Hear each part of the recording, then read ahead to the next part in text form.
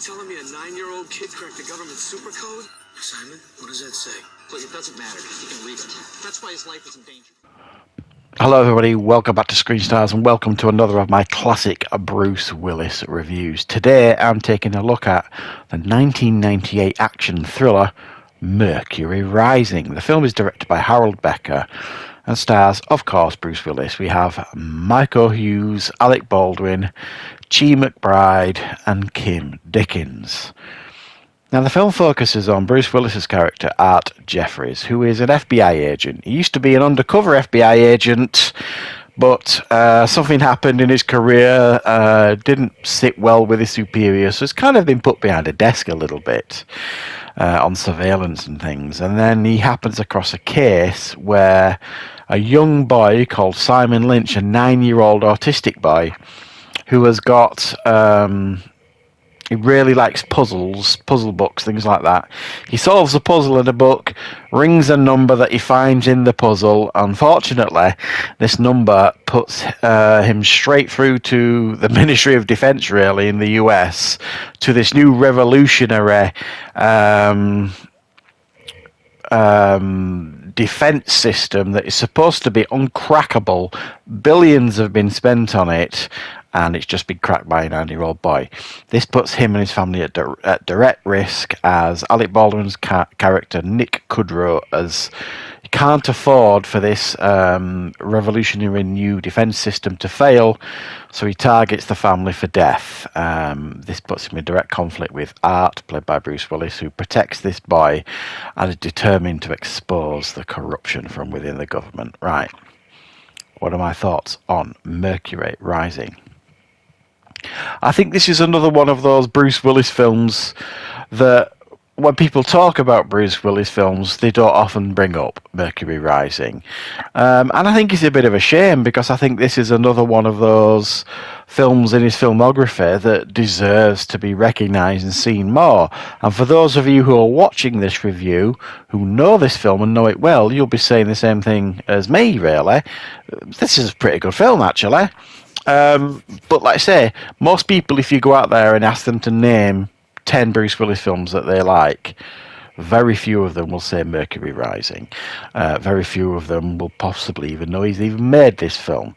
And as I said, I think that's a bit of a shame, because what we have here is a nicely put together, constructed film with an interesting central plot, with good performance by Bruce Willis, but also from Miko Hughes, who plays the 9-year-old Simon Lynch. Apparently he prepared for this role by spending a lot of time, many weeks, at a special school mixing with autistic children. He was really helped and coached to try and get this right. And speaking from someone myself who I've worked in the care industry now for over 30 years, and I've worked with a lot of autistic people, I think he gives a super performance for a 9-year-old. However, he is let down somewhat by the filmmakers here, because every time, his performance is great, but every time he's kind of looking at a puzzle, and in order to convey to the audience that his autistic brain is figuring out this puzzle, they do this awful computer bleeping thing to suggest that, his autistic brain is working and it's figuring out this code. And it really doesn't help the film or him or his performance. It's quite silly, if I'm being particularly honest. Beyond that, I can't really fault this young man's performance. Well, he's not a young man anymore, but it was a young man then. A very solid performance by him, and he's got actually some wonderful chemistry with Bruce Willis, and Bruce Willis handles his performance very, very well around the kid, but also when he has to do his Bruce Willis stuff, is great at that as well. My favourite scene in the film is when he initially confronts Alec Baldwin's character, who always plays good slime balls. Check this film out. Check Malice. I mean, he always does good bad guys, Alec Baldwin. But where he confronts him in his wine cellar, Bruce Willis's character, and basically Alec Baldwin gives this big speech as to why he can't afford this to get out, and why it tries to justify his actions basically to Bruce Willis, and Bruce Willis is having none of it, and he just batters him as if to say, "Who you trying to convince, me or you?" And destroys half of his wine cellar. It's a great scene.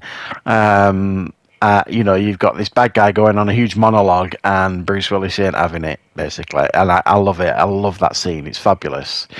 The ending does somewhat feel a bit rushed to me, and it feels quite forced, because by the time we get to the end of this film, there's too many people know what Alec Baldwin has done.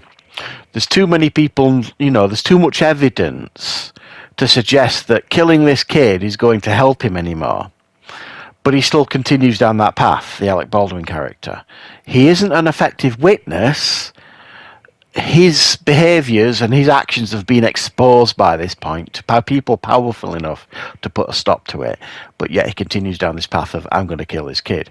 It feels very forced, the ending. I think they needed to put a little bit more thought into the end of the film to kind of make it work. It just kind of feels like, how can we kind of get, a generic ending going here that puts the kid at risk, puts Bruce Willis at risk, puts Kim Dickens' character Stacey at risk, and brings that hitman back in, this assassin that's been killing everybody. It gets everybody in the right place. It gives you the ending that you want, if you like, but like I say, it doesn't kind of fit the DNA of the rest of the film, is what I'm trying to get at, because at times it's actually quite a smart film, this, and it will kind of get you, the scene where Simon's parents are killed, and you can see these are both very caring, loving parents who fully understand their autistic child. And the scene where they're assassinated, it's quite, shocking. You don't expect it to kind of happen the way it does. It's just like completely cold, how they kind of kill these two characters. And again, Bruce Willis puts in a passionate performance here, when he's at the beginning of the film, when he gets really cross with the people that caused the death of some young people inside a bank, and when he's working undercover.